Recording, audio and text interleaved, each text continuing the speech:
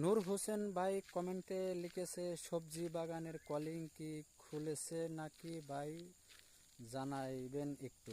যাই হোক ভাই, আপনি এটা কৃষিকাজের বিষয় অলরেডি চালু আছে। আপনার যে এজেন্সির সাথে যোগাযোগ করবেন, ওই এজেন্সির হাতে যদি কৃষিকাজের ভিসা থাকে তাহলে অবশ্যই আপনি সেই ক্ষেত্রে মালয়েশিয়া আসতে পারবেন বা ভিসা আপনার কোনো সমস্যা হবে না।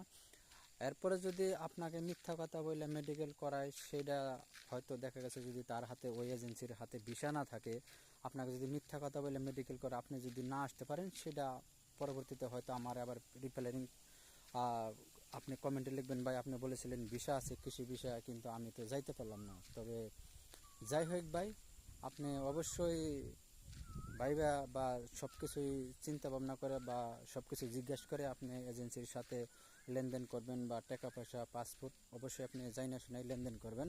ভালো থাকবেন।